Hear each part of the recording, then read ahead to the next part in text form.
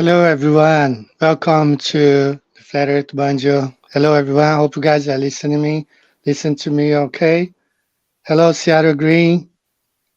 Glad to see you here, man. Matthew, New North Carolina, and let me see, Massachusetts is in the house. Hi, great stuff, guys. We got a great show. Okay, Adam Horse is in the house. Let me go ahead and add him to the stream. How's everything, brother? Hey, g'day, Eddie. I'm good. How you going? I'm sorry about the miscommunication. Uh, we were communicating through email now, but you know, we got things sorted out. So it's a pleasure for me to have you here. And I just want to say hello here to the chat. Some friends, Sean B. Okay, Sean B. Axis Mundi, Seattle Green, Rio Lil Soldier, Flat Earth Nation, Megadeth 777. Everyone in the chat, welcome to the show. We have a great show. So, Ross, tell us a little bit about you, brother. It's a pleasure for me to have you here. I've seen you debating some globetards. So it's a pleasure. Tell us a little bit, and you're going to be sharing your thoughts about the moon, right? So I'm anxious. I have when I bought my P900 a couple years ago, I took a lot of films, and I even got the lunar waves, but I haven't been researching the moon lately. Just concentrating more on the A map, on flight routes. That's my passion. So you have the microphone, brother. Oh, cheers, Eddie. Yeah, it's great to see you. Been a big follower of your channel for a long time, so this is a real honour to be on it. Um, yes, no worries about the mix-up. Bit of a hassle for me to take a day off on a Monday, especially. But I got here.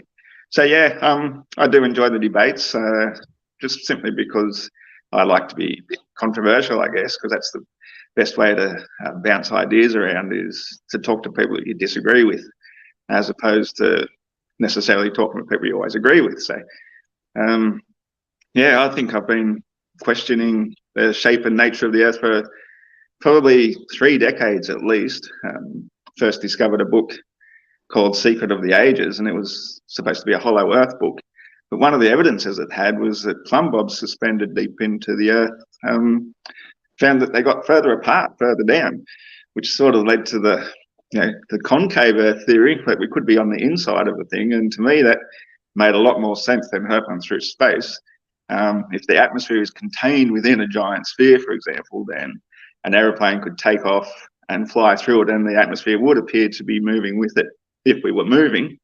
But then the sunset was really what triggered me to think, well, how could the sun appear to go lower if, in fact, it would have to go back up again? So the flat Earth really made a lot of sense to me. And I think just from talking with people on Facebook and that's a great place to argue with people and bounce off ideas. And people think that a flat earther is insane. And really, if you look at it the opposite way and think to yourself, well, if we're in outer space and we're going to build a spaceship, if you're an engineer and you proposed to everybody in your NASA group or whatever it is, and say, we're going to build a spaceship, we're going to build it so big that all the occupants can sit on the outside surface of it. And it'll be, because of its size, it's going to attract all the gas and all the water to it. And everybody won't need to wear spacesuits or anything. And you can just hurtle through space as though you're sitting inside or sitting outside in the sun. And it's going to be powered by a thermonuclear fission ball 93 million miles away, and we'll just chase it, hundreds of thousands of miles an hour through the vacuum of space. It's the most absurd proposition you could imagine. So I think flat Earth is really one of the most sensible and sane realizations you can eventually come to when we consider the reality of the world we live upon. But one of the biggest mysteries, I guess you could say, is the moon. It's throughout history, it's been a mystery. It's it's surrounded by all sorts of folklore. It's in a lot of spiritual things and Wiccan beliefs and all sorts of things. Typically, we consider the sun as the golden sun, and the moon is the silvery moon. And I just did a little research this morning just to think, well, where did those symbols come from? The symbol for gold is AU and the symbol for silver is AG. So they're pretty similar. And in fact, I did write a couple of notes. I'm sorry I had problems with my camera setting it up. I've got a stand for it and everything, but all right, no problem, darling. it wouldn't sit in the holder properly, and it kept flipping my image so I was upside down. So last minute teething problems there. So I've just got it sitting in on the desk at the moment. So it's not what I intended. But yeah, so silver actually comes from Latin argentum. So that's where the AG comes from. And in English, arg means white or shining.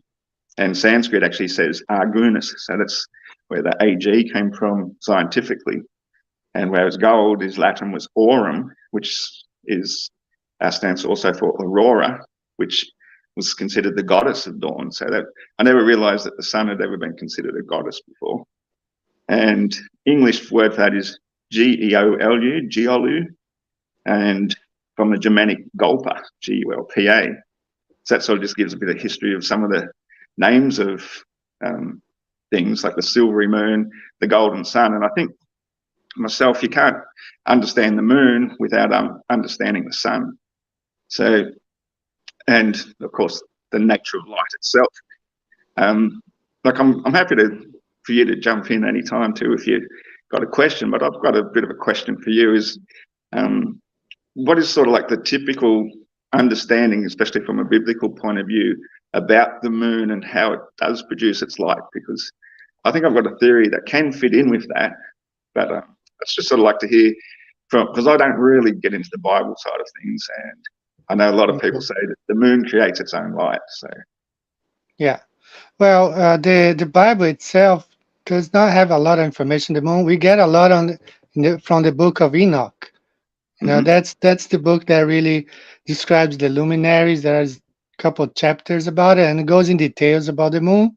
And I've read that book like 3 times, and it just says that being the lesser light, the sun is 7 times, the light of the sun is 7 times stronger than the light of the moon, and that the moon gets its energy from the sun. You know, it gets its light like it doesn't reflect. It says absorbs. You know, kind of absorbs the light, and then it burns this light back.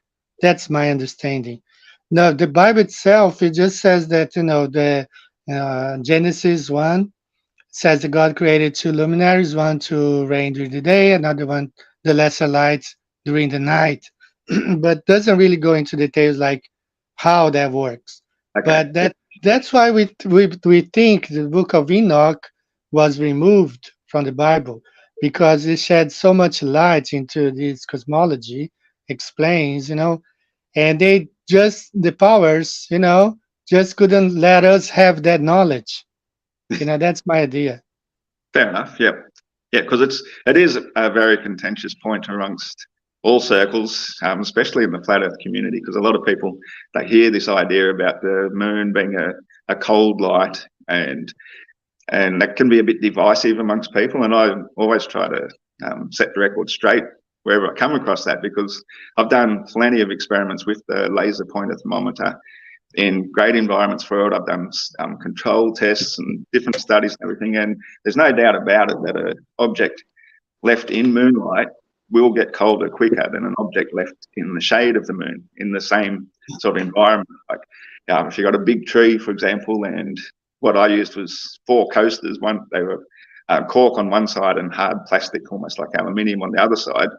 And so I could put 2 of each, or 1 of each, in the shade, and 2 in the moonlight, different sides up, and leave them for an hour or so in the moonlight, come back and do some temperature tests. And the ones in the moonlight do measure cooler. So, but that to me doesn't necessarily imply that the moonlight itself is a cold light. I think that there's more to it than that. And from doing all these experiments and thinking about it, I've sort of thought, well, everything is naturally cooling at night time anyway, and heat rises. So as the warm air rises, it gets replaced by cold air further down. So it has a cooling effect. So the things in the moonlight just have that very gentle, subtle warmth lifting the heat and accelerating it out faster, replaced by more cool light. So I think that that's a better explanation than saying that the light itself is cold. And I can support that too with other evidence by, on a moonless night, just for the heck of it, I had my thermometer with me, and I just did it under a street light.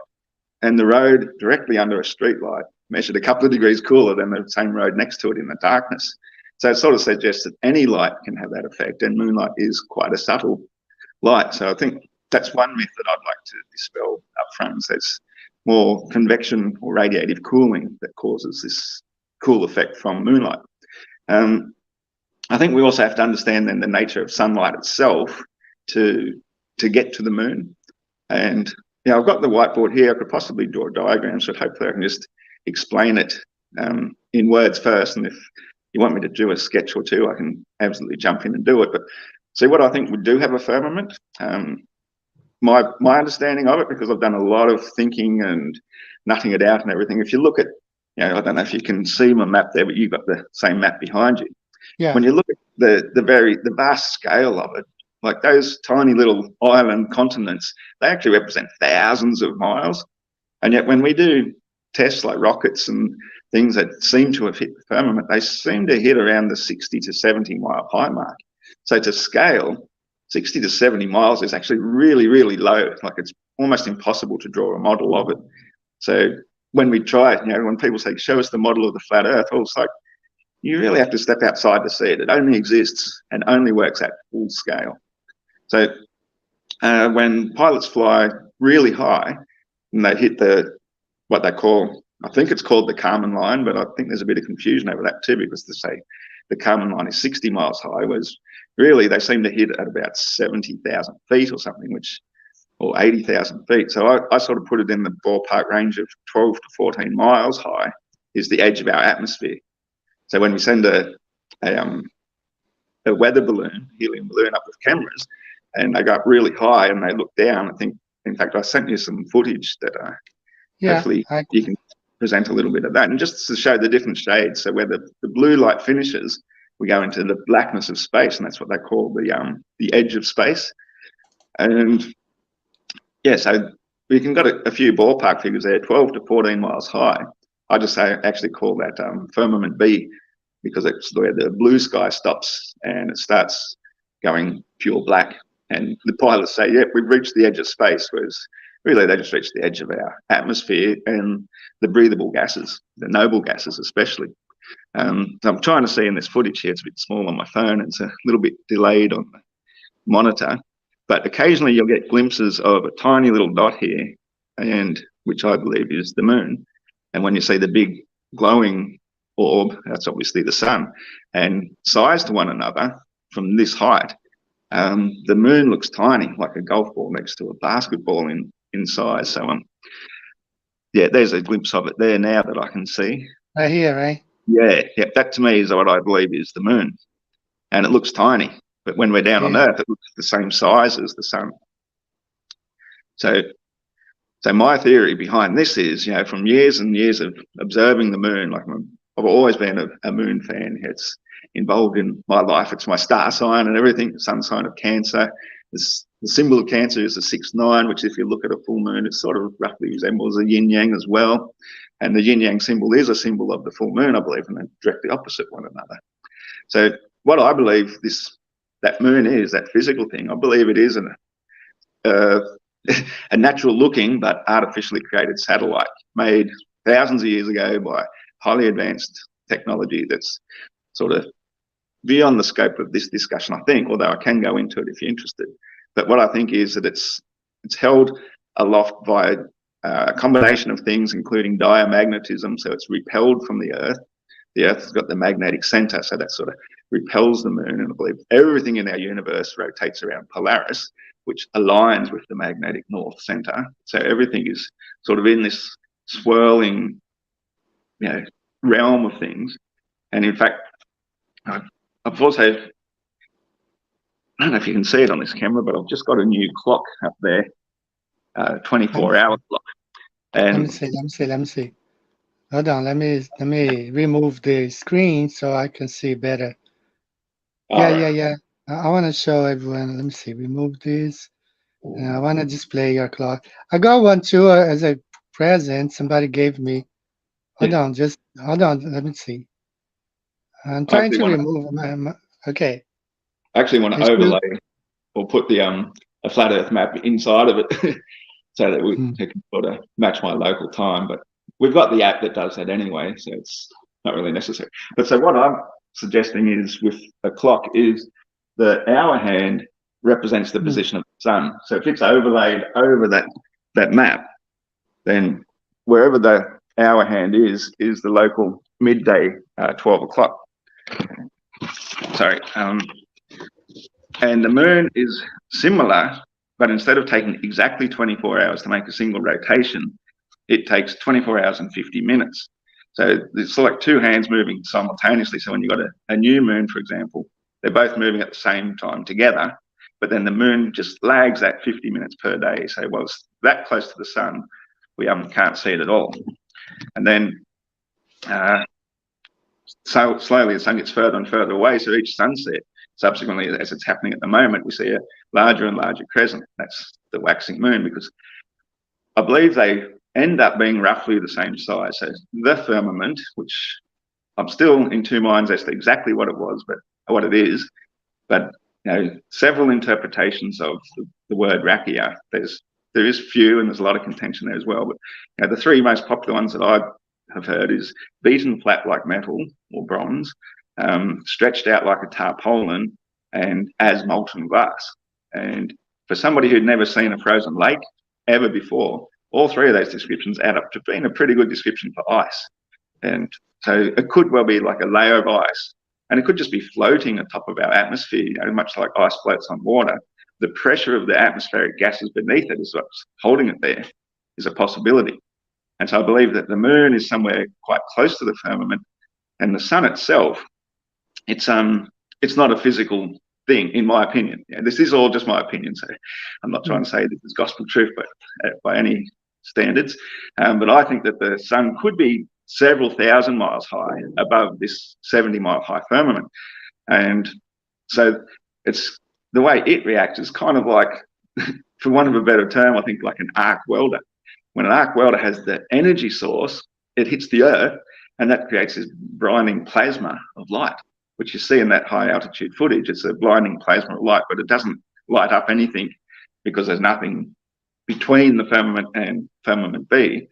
And that's why the darkness of space, because that's the only space that exists. And then within our atmosphere, the energy from that blinding ball of plasma is what stimulates all the various noble gases, which creates daylight. And around the edges of it, the one that needs the least amount of this ionization frequency is neon. That's why we get neon colors at twilight, as it goes between daylight and no night or night.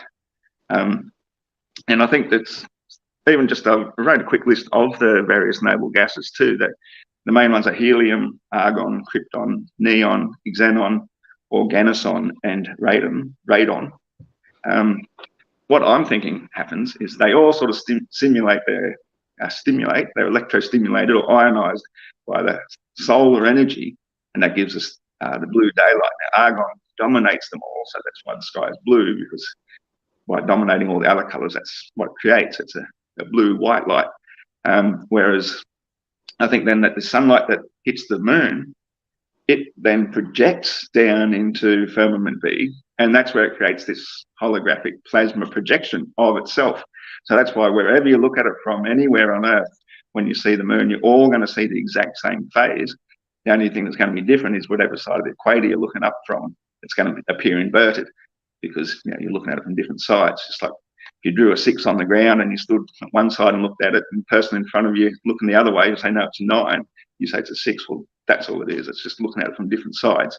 But the phase is the same, because it's basically like a flat holographic plasma projection, but it projects the solar energy that hits the moon. And because the moon is covered in craters and various mountains and whatnot, where there's shadow, no energy is projected in the firmament B. So that's why in daytime, that part of the moon will appear completely invisible, because there's no energy reflected or projected into the firmament. And in the firmament B, sorry, not the firmament. Got to distinguish between the two. It's just reflecting the solar energy to create a perfect replica of the sunlit part of the moon that's facing us. And as you'd probably noticed, when you move, the moon seems to move with you as well. So because it's projected from up really, really high, you're basically seeing it through a line of sight through a veil of the atmosphere. So wherever you are, you're looking through a different part of the veil. So that's why the moon can be seen from so much of the Earth at the same time, same with the sun.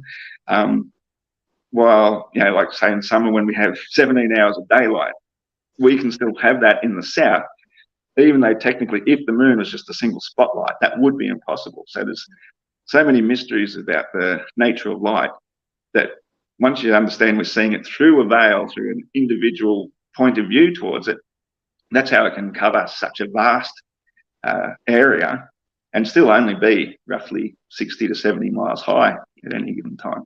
And so I believe that the plasma projection is only stimulating the specific noble gases of xenon and krypton.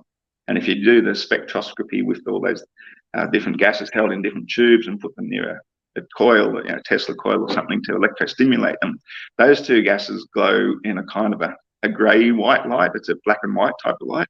And so if ever you're out in full moonlight, you can actually read a book.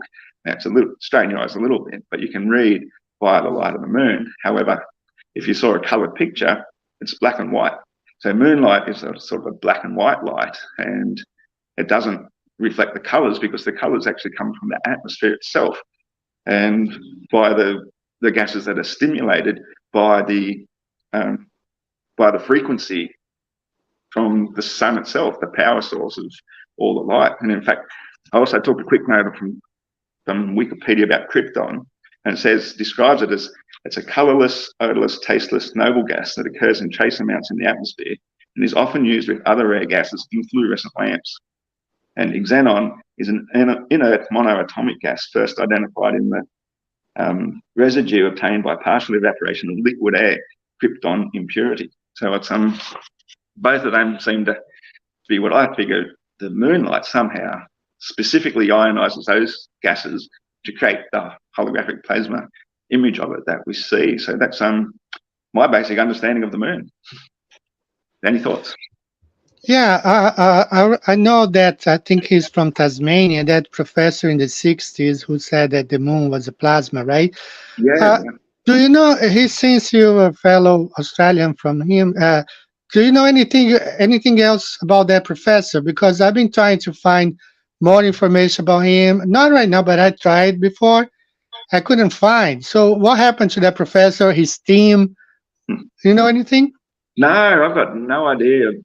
I've never even heard of him before until that video popped up and people started sharing it around. I thought that was quite interesting because I'd never really even considered that the moon could be plasma before, simply because we do see shadows from craters. And it's like, well, how can you get shadows from a light on itself sort of thing? So if it's producing its own light, you'll never get shadows. And you especially see shadows along the terminator line between the light side and dark part of the moon. Those particular craters down that line have the most deepest of shadows. And so how could a plasma have shadows on it? You know, that's always a big mystery to me. So why not both? Why not actually have a physical, actual moon way up high that when we see it at night time, it just looks like a star? But the moon that we call the moon is actually the plasma holographic projection. So yeah, he sort of inspired me behind that idea in the first place. And I just made years and years of observations and looking at it and thinking it's entirely possible. And I've got quite a few videos on my channel now. None of them are professionally made. They're all just point and shoot and rant and talk and so forth. And yeah, I like to discuss the moon a lot. So yeah. Now, back in the 80s, there is also a Japanese professor. Actually, was a team from, I think, University of Kyoto. They declared the same thing: moon is a plasma. So I came across this video in a Brazilian flat Earth website, and it was dubbed into Portuguese, with the. And I tried to find the original. I can't find it all, but it's from the 80s. It's the professor wasn't just himself; was a team, and they were declaring, "No, we have studied. We came to the conclusion that the moon is plasma, blah blah blah." Yep. And I've been trying to find that video. I can't find it either. Oh, It's no, I don't know. that's a shame. And another thing that inspired the idea too is thinking that with Crow 777, how he first filmed this thing called the lunar wave. And I thought that's a real oddity, a bit of a mystery to me. And I think this helps solve that problem too. So if the layer between the atmosphere and the nothingness of space all the way up to the firmament is kind of like a fluid layer, then say if a rocket passed through it or an aeroplane interfered with it or something, that could be like dropping a pebble into a pond of water and it's just creating ripples. And so that lunar wave actually does look entirely like a ripple, and it often comes, one or two of them in conjunction with one another. And so if there's just ripples in this gaseous firmament, that could explain the lunar wave as well. So Right. Another topic, like you were showing how tiny the moon can be. There is that footage of the rocket, GoPro rocket, whatever that hits the so far, firmament, and yep, that shows the moon there really tiny. And I have that video is in slow motion showing the moon really, really tiny. And yeah, even the sun, if you wear, I bought me a welder's glass, and when you look at the sun, it's really tiny. It's not that big as we think it is. yeah, yeah, When you put that glasses on, it's really tiny. And the other thing is, a lot of videos on TikTok showing three suns, even on YouTube. But when you put that stuff on, those other extra suns disappear. You only see one sun. So I would advise, people to buy one of those. I bought for $10, a pair of glasses, welder's glasses. It's yeah, excellent to observe the sun. And if you yeah. see any three suns, two suns, four suns, put that glass on. Those extra suns disappear. You just see one, you Yeah. know? Well, that makes sense, doesn't it? Because um, yeah, it's a solar filter basically, and that's what welders use because they're also looking at a plasma directly at it when they're welding. So it's so bright, it's like looking at the sun. Something we were taught as kids: don't look at it when people are welding because it's too bright; it can burn your eyes. So that's very interesting that you say that with having a solar filter because I've noticed that too when when people put them on a camera, the sun does look exceptionally tiny. So I think that the Yeah, atmosphere has a huge role in the appearance of how big everything looks, and that the camera won't ordinarily pick up on that. It's designed to capture what our eyes see, because that's what looks natural to us in photography. But yeah, by using different filters, we change our perception of things. So, and there is even that saying, "We see through a glass darkly," and I sort of think, well, maybe that's how the firmament works as well. Is that if we broke through the firmament and could see the sun on the other side, it may be so bright, and I think even Jesus was accredited with saying something akin to, if you can't even look at the midday sun directly with your eyes, how do you think you could look upon the face of God, which is a million times brighter than the sun? And I thought, well, that's sort of, yeah, it's not in yeah, the main Bible, I don't think that's saying, but I have heard it in different versions. Yeah. yeah. Another thing about the firmament, I have this video also in my TikTok compilations. And Jeremiah, the prophet Jeremiah, in the book of Jeremiah, they all try to describe the firmament. Okay, so Jeremiah describes it as a sea of crystal. Okay, he went up to a mountain and he saw the throne of God, but in between him and God, there was this crystal, separating both, a layer of crystal. So that's how he describes, a sea of crystal, whatever. So Yep. it's complicated, to define what the firmament really is. Oh, definitely. Yeah, yeah. Yeah, Let me it's funny too when you mentioned how sometimes we see multiple suns, because there is also another theory that there is a second sun, and sometimes in certain pictures, when it's really, really hazy and the sun's quite low, sometimes you do see what looks like a second sun. And I even recall some years back seeing a video. It's another one that sort of you see once and then it disappears, you never see it again. But it's an English astronomer, and quite a high up in the Royal Astronomical Society and that sort of stuff. And he was giving a fair income interview where he said that we do have two suns.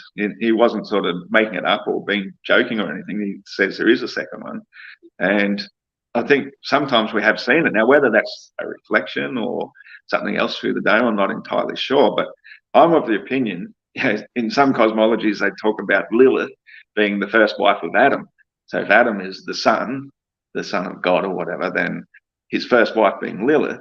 Well, then sometimes when Luna or Diana, the other moon, she's looking particularly bright and attractive, Lilith gets jealous and she comes between them and blocks them, and that's how we get the lunar eclipse. I know there's a bit of mythology involved in that, but it could be based on something factual where that is the actual cause of the lunar eclipse. So. Yeah, my view, Ross, that's my personal view, like just like you have yours. I think everything is alive to God, like, for example, there's a passage in the Bible, in the New Testament, when the people were praising Jesus Christ when he was coming to Jerusalem, and the kids were all praising him, and the Pharisees told him, tell them to stop. And he said, well, if they stop, the stones will claim, will praise him.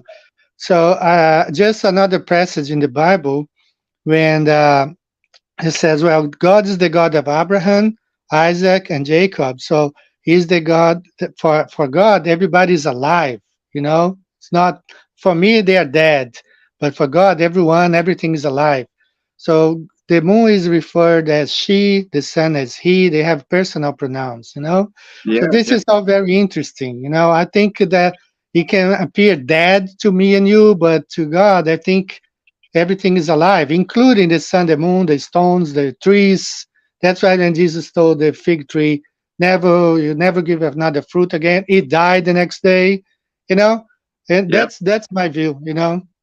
No, I agree 100%. Actually, I think you've really onto something there, and it does sort of sound a little bit crazy to people that haven't really looked into it. But when I think of the stars, especially the stars, when I look at them, I feel that there's a high intelligence amongst them. And I'm not necessarily saying that they're all like saints and super good. There might be what we would consider evil influences among some of them. I'm not saying there is or isn't, because I think that's just a human construct, and maybe they just look at us as like ants, like we're kind of meaningless. But at the same time, if we're aware of them and we speak to them as we would respectfully and try and get in tune with them, I think maybe that's one of the expressions in the Bible, that the stars will fall to earth. It's not so much that they're falling to the ground, it's that we're bringing their consciousness to earth by appreciating what they are and not considering them to be little specks or giant suns thousands and millions of light years away. Maybe they really are, or we see them exactly in the firmament. That's where their frequency translates into visible light. So that's what we see. But on the other side, they might be highly intelligent, advanced beings, light beings, and as that expression goes, they're seated in heaven. And so if they're somehow, that's related with Polaris, because if they're in adoration, everything's going around Polaris all the time. Well, maybe there's more to what that is too than what we think. It's not just a light in the sky. It's right. Very interesting. All right, let me just check if anybody has some questions here for Ross in the chat.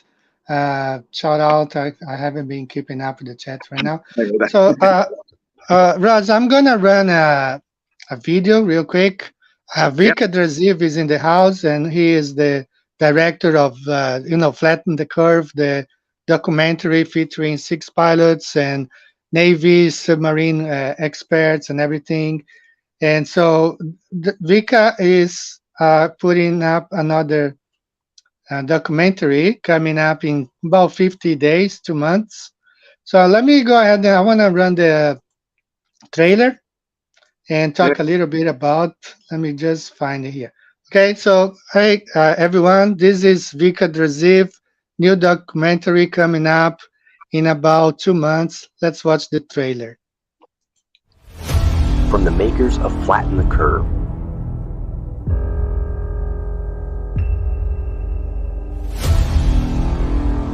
Truth Frequencies Films.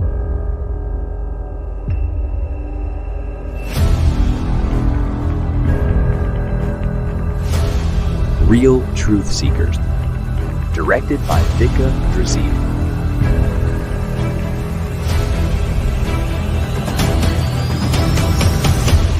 Alexandra Mirjana.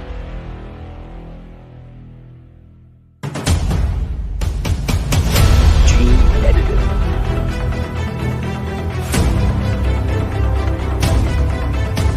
Evelyn Golden.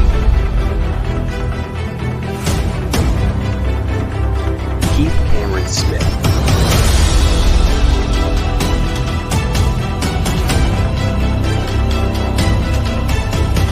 Eddie Alenkar. Gutai Jola.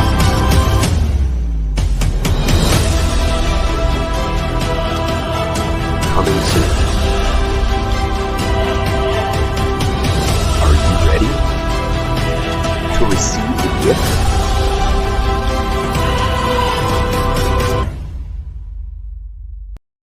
The mechanical realm.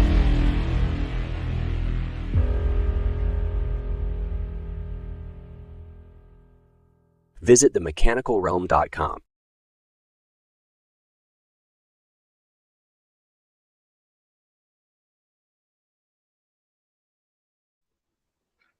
All right, that's the trailer for the new documentary by Vika Drzev. And I'm show the poster here. And it's coming up. I'm going to show the website. There is a countdown there. So the mechanical realm, are you ready to receive the gift? Keith Cameron's been, well, let me go to the website. Let me share here real quick. So it's coming up in about 50 something days. Let me go here, the mechanical realm.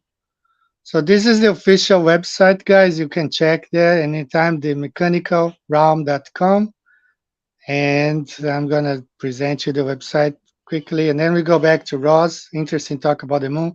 So here is the website, 40-90 days, 13 hours, 23 minutes, and 4 seconds until the release of this new documentary by Vika Drzev, the doc film. We got a little bit about everybody. You can download the poster and share it on our social media. Vika Drzev, she's, I think she lives in Australia, this girl here. She has an American accent, but she lives in Tasmania. See, Tasmania, Australia. Eddie Alenka, I apologize. I tried to film like 6-7 times, and so every time I went wrong. Gutai J, he's no longer with us. It was a pleasure. We talked a couple times on Facebook, but he has departed this realm. Gene Edit, and Evelyn Gold. And Evelyn was born in Gibraltar, the next to Spain, and Keith Cameron, he lives in Florida. So guys, check out the website. And if you want to watch the Flatten the Curve, it's in the same website. You can watch commercial free because YouTube has built this movie with ads. It's impossible to watch, but you have a version here in high definition. You can watch again if you want. So shout out to Vika Drzev, he's in the house. And let me share one more thing here real quick. Now, I'm gonna be making a video about this pretty soon. David Wise, he just put out a video about a guy asking why you see 2 sunsets. Well, it's pretty easy. You see here the guy number 1. This is his line of view, or horizontal view. But the guy who's taller, or let's say it's 1 floor up, he's going to see a little bit further. And so with the guy number 3 and the guy number 4, the higher you are, much farther you can see. That's what happened in this situation right here, okay? So someone posted a video, say, oh, the Earth is a ball because when you go up the Burj Khalifa building in Dubai, you can see the sunsets 2 times.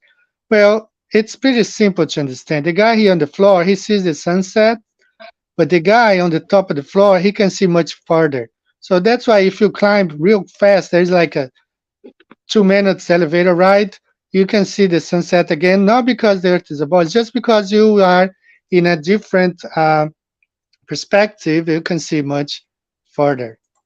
All right, so let's go back to the chat here. And so what do you think about that, Ross?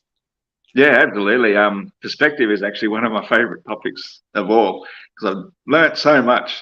about perspective and the nature of light and the nature of so many things simply by looking into flat Earth and listening to the arguments against it.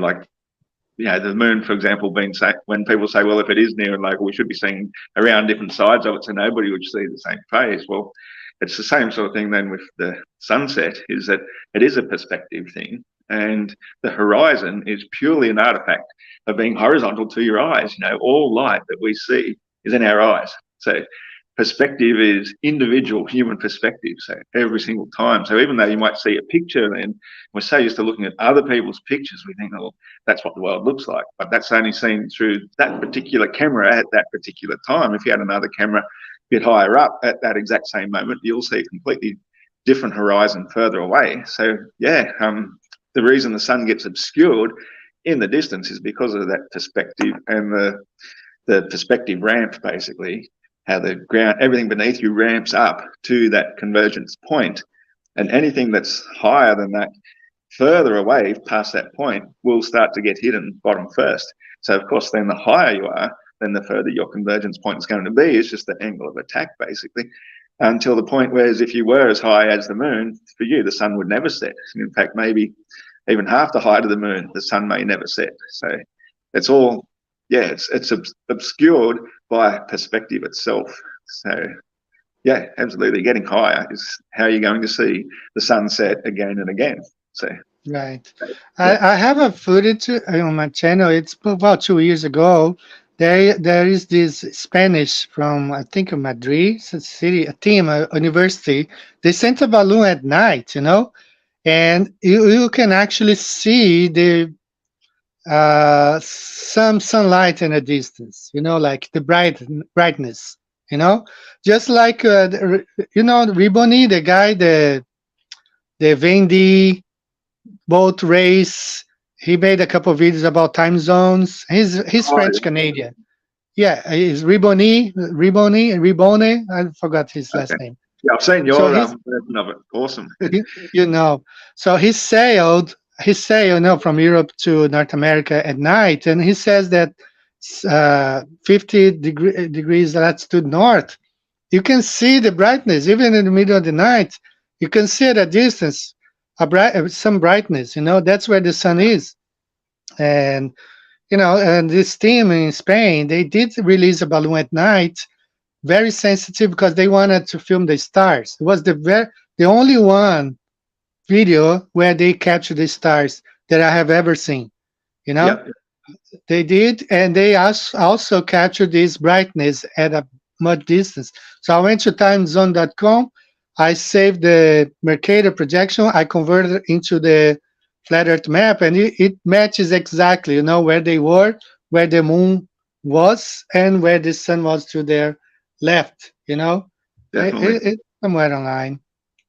Yeah, I fully believe that the azimuthal equidistant map is a very accurate depiction of the layout of the continents. Now, whether it shows exactly the full, length of that southern continents, as I say, length is in the height, in a sense. The width, I think, is reasonably accurate, but Australia looks kind of like elongated, whereas I think it's been compacted a bit because it was originally put on the globe to squash it in, to make it fit to the globe, to make it mirror the northern hemisphere, which is much, much smaller than the outer hemisphere. And in fact, even the use of the word sphere, I think, I just want to put one little myth to rest about that. It's not a bad word to use, because it doesn't necessarily mean spherical as a ball type of thing. A sphere, you can have a sphere of influence, for example. So sphere sort of just means realm. So when we talk about the northern hemisphere, it's the northern part of the half of the sphere, and then the southern hemisphere is the southern part of the half of the sphere, from hemisphere. So I think it's a very accurate map. It's just that some of the distances may have to be readjusted as we learn more and more about this, because it is a globe projection, because the Earth was mapped into a globe in the first place. If they never did it that way, that might show far more accurate sizes and shapes of the continents. A bit like that map that came from that Japanese Buddhist temple that's allegedly 1,000 years old. The shapes of the continents on it far more accurately look like what we consider, for example, Australia to look like. So. Right. Now, as far as Brazil, we have, if you watch that documentary, The Convex Earth, that documentary, there are a lot of good things about it because they have cartographers, real cartographers, and map makers, and surveyors, and they all agree that in the books, like I grew up in Brazil, the distance in the books does not match reality, and I'll tell you why. You see how in a flat Earth map, Brazil is much wider than longer, you Yeah, know, and we grew up thinking that Brazil was much longer, taller, whatever, than wider. But when we drove from São Paulo. That's where I come from. Okay, so okay, we wanted to go to Bolivia. I had an American friend. We traveled to Brazil. I was already living in the U.S., so we traveled to Brazil and then came to São Paulo. There's a city here called Cuiabá. So we wanted to go. That time I was a big fan of Ancient Aliens. So I yeah, want to go to Pumapunco. I said, "Oh man, let's go to Pumapunco." No, I didn't have a flat Earth map back then. I just had the globe. So look, it's pretty close, from where we are. So let's go. And we drove, man. We drove forever. We drove forever here, thinking that we were going to make it to Bolivia. And then when we stopped, the guy said, "Oh man, you have like 24 hours. You have to drive another 24 hours."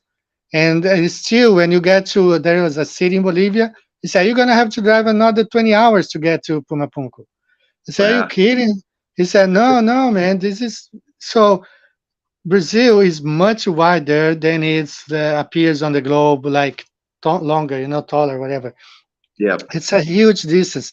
And in that documentary, The Convex Earth, the guy says, well, our distance in real life does not match what the globe is showing. And it's a fact in Brazil. That's why I don't know about Australia, but I think South America is exactly like it is on the Gleason's map here. uh, It's much wider than taller or longer, whatever you can yeah. tell. Well, it makes a lot more sense.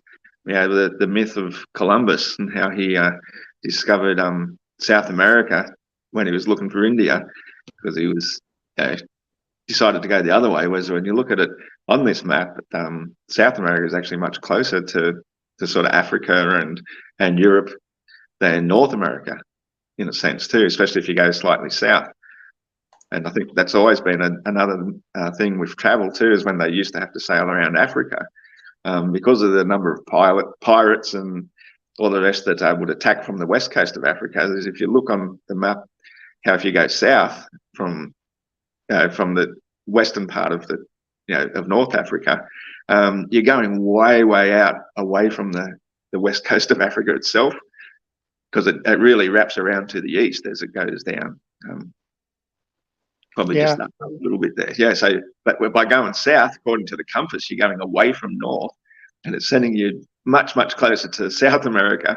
So by the time they start traveling east again, to think they're wrapping around the bottom of Cape Africa, that's why it's got the name Cape of Good Hope, because you really need a heck of a lot of hope from those roaring 40s winds to push you all the way back around again to start heading up towards Madagascar and then India, which is why the Suez Canal is such an important waterway.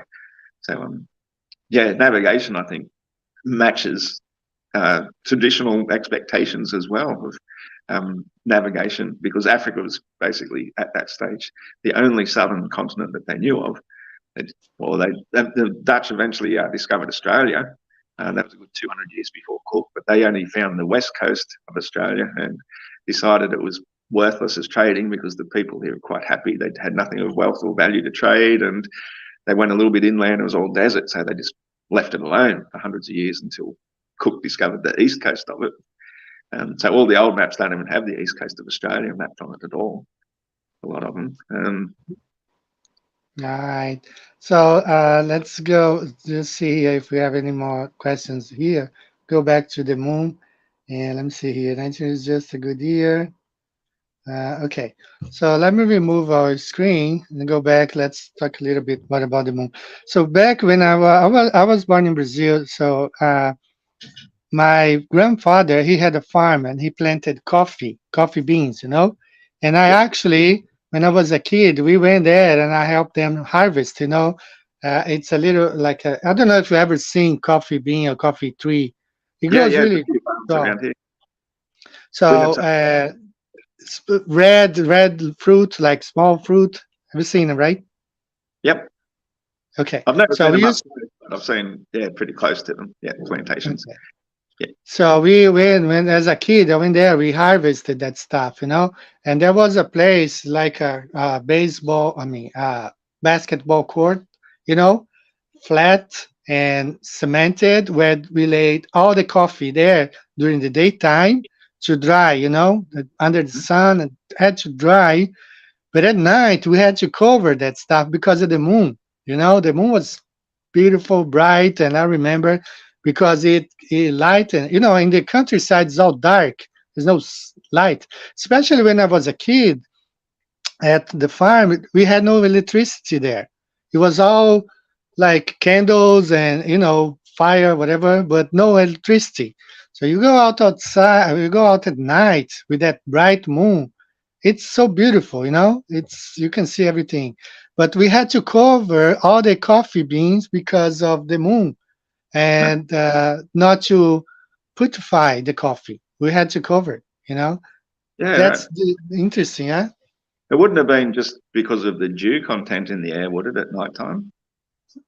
Uh, perhaps so, but we had to cover. I remember my grandfather said, "No, we had to cover, the bright moon, whatever, and we had to cover that stuff." But it could be also because of the dew, the moisture during the night, the cold. Because south of Brazil gets cold. It's Yeah, just like Australia. It gets yeah, cold there. yeah. I've heard it's very similar. My ex-father-in-law actually, he'd spent a fair bit of time in Argentina and stuff, and he described it as very similar to Australia. He sort of, weighed up the two places to go to. He's originally from Sweden. He became a merchant sea captain, so he got to travel all around the world. And he said he spent a lot of time in Argentina and just described how similar it is to Australia, as far as the climate and everything's concerned. Eventually It settled in is Australia. I think it's a little bit more politically stable and so on. But yeah, he was the first guy to tell me that the Earth is flat too. At the time, I really. thought he'd gone insane. Yeah, because he waited till he'd retired. He'd been a merchant sea captain all his life. And it was after he'd retired, he'd also got an amateur pilot's license. So he's had a lot of experience. And when he told me the world is flat, I just thought, what? He's lost his mind. He's losing it. But he used the example actually of the Suez Canal, saying it's over 100 miles long and there's not a single curve to it. So naturally, me back then being skeptical and full of cognitive dissonance, I just assumed, oh well, yeah, it's too big to see the curve over that much distance. Everybody thinks it's too big, you won't see it. But when you actually start looking into it, when you really study and you think, hang on, that 8 inches per mile squared is actually a very accurate estimate of the amount of curvature drop that should occur. There should be over a mile of drop over that distance, over 100 miles. A mile of drop starts at 90 miles of distance. And if you think of the Burj Khalifa, the world's tallest building, you see that amount of drop. Well, that's two of them. It's half a mile high. So an entire two Burj Khalifas stacked on top of one another every 90 miles. It must exist everywhere, all around us. So anytime you travel 90 miles, you've got to have dropped that much of curvature for the world to be a globe. And nobody ever sees it anyway. So where's it compensating for all this lack of curvature? It's flat. That's why there is no curve. There's no drop. The whole thing was just a theory based on the shadows of sticks, for example, which is, if he was trying to do the opposite and try to say, I can prove that the sun is local and the earth is flat, and by measuring the different shadows of sticks at the same time of day, well, that would prove that the earth is flat with a local sun. So it's all a matter of what you want to believe or what you're trying to prove and trying to back engineer then the observations to fit what you want it to be.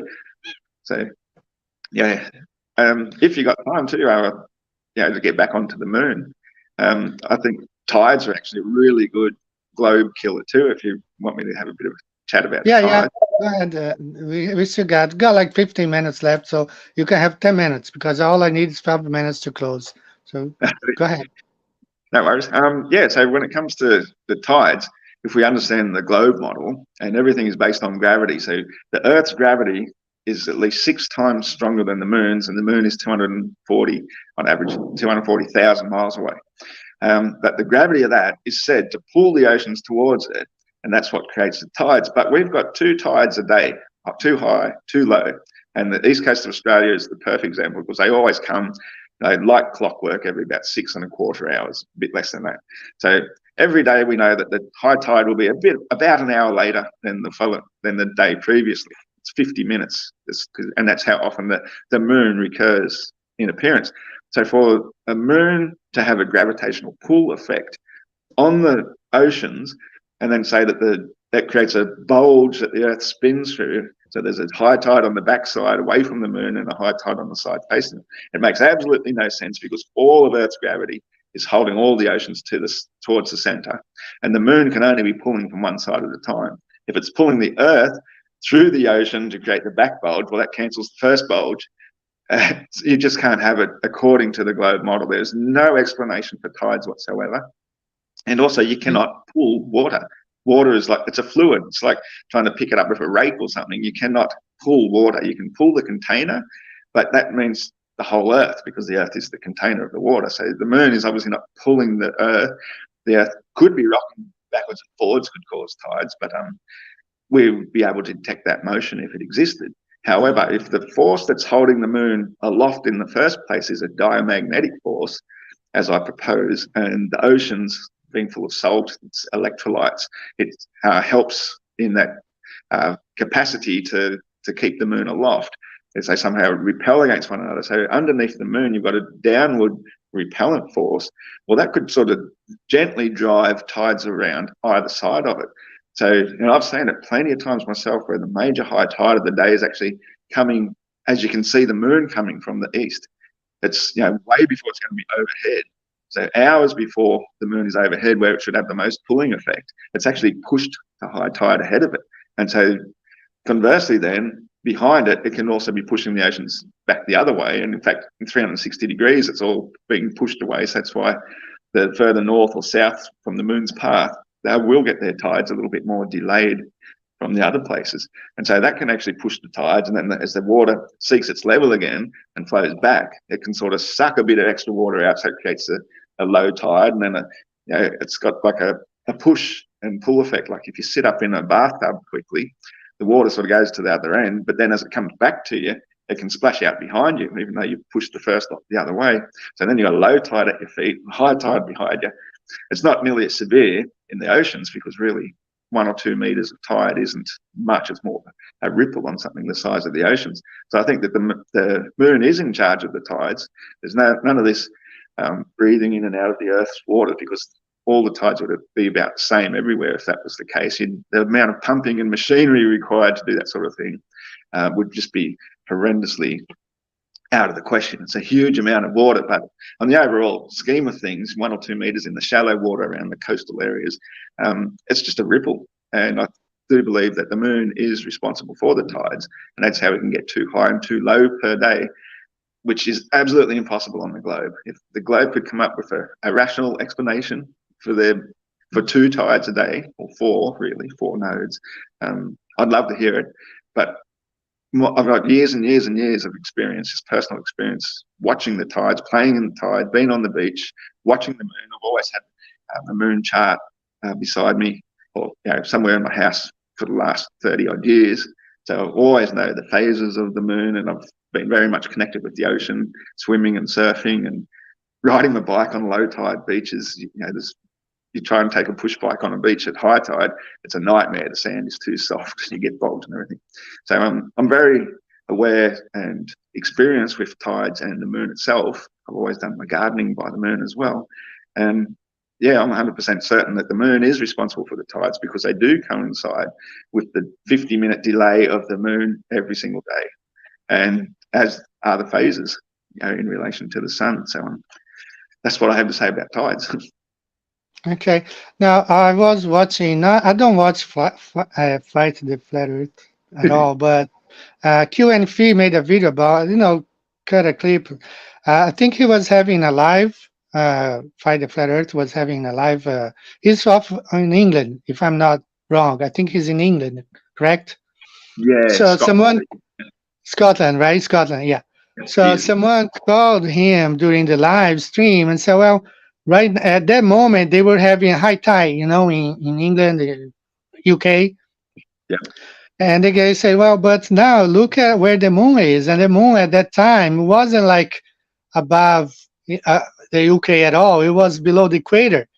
And then so I think Fight the Flat Earth had to uh, cut the guy off, the show, because the guy said, well, you're saying the moon is pulling the oceans up, but the moon is not above the UK right now, and we're having a high tide. So I don't know. The tide is something that I looked at a couple of years ago. I like the Erica Dubay explanations about it, and other people say the earth breathes, water comes inside and outside, just like we inhale and exhale. So earth is inhale water and exhales water. I've heard a couple of different explanations, and it's very difficult to know, but I don't know. I don't know much about the tides. Right. Yeah, no, I think it was one of your videos you made too, actually talking about waves, and tides and waves are kind of connected. So when we've got a tsunami hit, say, the east coast of Australia, how it has actually wrapped around Australia, Yeah. and you detect it on the west coast, but when it hits Antarctica, it doesn't wrap around Antarctica. You don't feel it Not on at the all. opposite coast at all. So yeah, Yeah. yeah. And the explanation, the global explanation was, there was this professor, he was on the modern day debate, he was debating Austin, and he gave an explanation. It's because Antarctica has a lot of ice on top of it, and that's why it doesn't wrap around. So it makes no sense at all, man. This is not an explanation, because it's just like you say, well, maybe if you build a building at tall enough on the beach, the oceans will never wrap around because it's too tall. It makes no sense. Oh, that's right. I mean, you look at ice floating in a glass of water, for example. If you create a ripple or something to upset the ice isn't going to do anything to stop the ripple. It's just going to go with Exactly. it. It's not going to affect the waves whatsoever.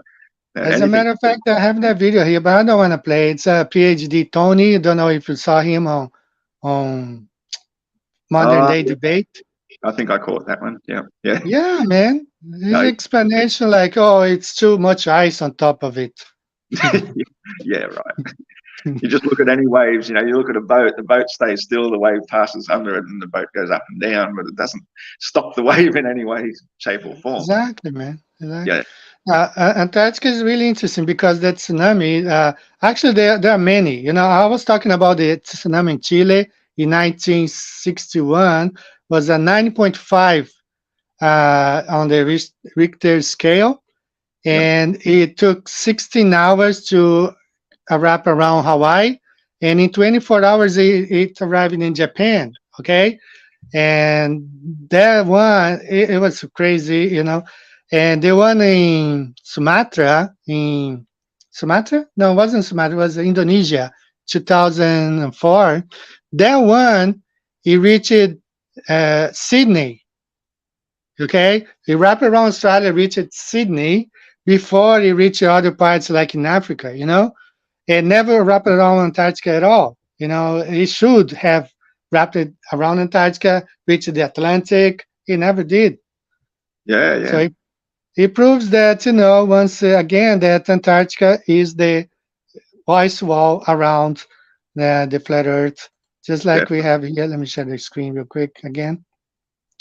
And actually, I just got hold of USGS, some documents from the 80s talking about the ice wall, and I'll be soon making a video about it. It's Nice. US, the survey, geographic survey, US, United States Geographic Survey, talks about the ice wall. There are 16 references of the ice wall in that document, and I'll be making a video about it. Excellent. Ross, I'm about to wrap up. Today is Monday, here, just like in Australia. I already had people ringing the bell. I got a lot of messages because it's Monday morning. We work today. We have business. We deal with students. We have a language school here in Japan, and we have parents. And I'm using my phone, and I can see the messages coming in.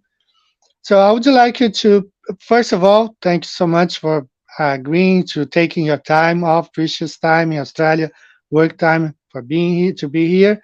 And I want you to say some words for the people who are here specifically to see you, and your final words.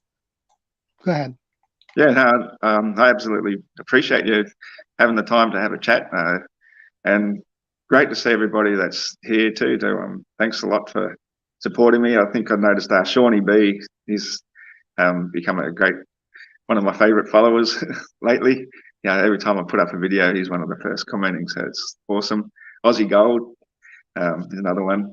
Sorry if I'll miss out a lot of names, but yeah, it's always a pleasure just to watch your videos, and if I do get the chance to watch live, I often do. Sometimes at work we do have a bit of downtime where we can just get on our phone, and often I'm in a place where we have no reception at all, so get to listen to it on the way home or something. But no, I really appreciate you giving me some time to come on your channel and to discuss the moon. And yeah, that's one of the things that has always sort of irked me a bit, when people just blurt out things like the moon creates its own light and it's a cold light and all that sort of thing. Like it's somewhat true, but I think we can get a little bit more scientific about it and say, well, it is still lit by the sun, and it's that sunlight that creates the shadows in craters and so forth. So if we can come across as more authentic towards the people with the traditional view of living on a globe, I think that's the role of flat earthers, is to not come across as looking at it completely crazy all the time and just blurt out things that sounded good at the time we heard it, and just keep looking into them deeper and deeper and understand more and more about the nature of reality and nature of light, nature of everything. So yeah, much appreciated. Thanks you, Eddie. Thank you so much, and you're welcome. If you want to download and upload this video to your channel, do whatever you want to do. Okay, Awesome. and you're welcome to come. I have. Let me share my screen again to show a couple of shows I have had. But you are welcome to come back. Okay, so Yeah, we had you today. All right, I'm sorry for the misunderstanding again. Next week we're gonna have Pastor Ryan McRae. I want to hear his side, what's going on with him. We're gonna have Robert Tozzi, the map maker. He's a professional map maker of Florida, and David Wise will be here for open questions, and he is gonna be answering any questions from the viewers. And we're gonna have author from Italy, Albino Gallupini, excellent, wonderful person, and he'll be here talking about his new Flat Earth book. And also, they are organizing a Flat Earth conference in Italy. Kevin Bobick, we missed him a couple weeks ago, but he will be here talking about his line of clothing. And Matthew Hawking will be back. We're going to conclude Tartaria. We're going to look at the Khans, Genghis Khan and how Genghis Khan and his children, whatever.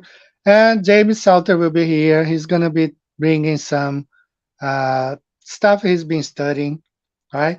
I want to ask people if you can my channel is shadow banned a lot, and YouTube will not allow me monetize at all. I cannot have super chats.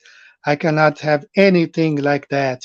So for anybody, sometimes I get messages. People say, "Oh, how can I help you?" or whatever. But you can visit my store, okay, and perhaps you do some shopping there if you want. It would help a little bit, but whenever you feel like it. So I'm gonna close the show. Thanks one more time, brother Ross, and you will be back here anytime you want, and just let me awesome. know. We will any topic you want to discuss next time, the sun or whatever, just let me know. We will schedule a show. Okay. Beautiful. So Thank you. guys, thank you so much. I'm gonna drop the link of my store here if you want to visit. And I'm going to close the show again with Dave J. Carroll song. So I'm going to go ahead and remove you from the chat and myself. Thanks again, Ross. God bless you, All right. brother. Thank you. See you later. All right. See you. Bye-bye.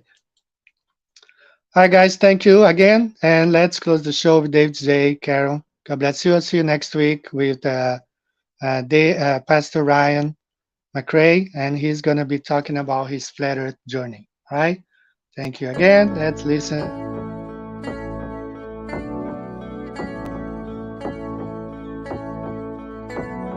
Wonderful, magical, celestial light, fantastical, mystical, wonderful sight. Belgian Swiss physicist Auguste Piccard, 1931, first to reach for the stars, was the first to explore the air view stratosphereus, a scientist curious to see what was there. An aluminium black ball on a helium balloon, with photos and instruments, sailed towards the moon, rose in just half an hour, 52,000 feet, 10 miles up, depth air pressure, up a dead drop in heat and cold, but disproving gravity. Wonderful, mystical, beautiful sight, flat line separation of black from blue light, a world run by deceivers, false make-believers, hiding in shadows, stealing our light. Mystical, fluorescent light, wonderful, magical, awesome, yes, stealing our light. Wonderful and heavy light, supernatural, eternal, luminous. Up we go, higher than rainbows, higher than mountains, above cumulonimbus, higher than air. High level horizon, 360 around us, but right round behind us, any height that you dare. The sun and the moon both revolve above around us, to forever short time pass intelligently there. You'll never beat us, you'll never defeat us, no more you deceive us, we see through you like air. Kipper and Picard were the first ever known to reach up there. Divine luminescent light, mystical, wonderful, celestial light. So what was their eternal testimony? What did they report back to humanity? Said it seemed like a flat disk far as eyes can see, with an upturned edge fading into infinity. A mystical, ethereal, celestial sight, a divine creation, a clockwork of light, designed hid by deceivers and false make-believers, still cowering in shadows, still fearing our light. Here we go, higher than Everest, higher than airplanes, above zero cumulus, higher than air. A level horizon, 360 around us, no motion beneath us, no spinning, no fair. Stars on the firmament, time along around us, to forever short time pass geometrically there. You'll never beat us, you'll never defeat us, forever beneath us, we see through you like air. Mystics on a luminous light, fantastical, magical, bright, we see through you like air. Magical angels of light, beautiful, wonderful, celestial light. The first to see truth when they reach for the stars, explorers and physicists, Kipper and Picard.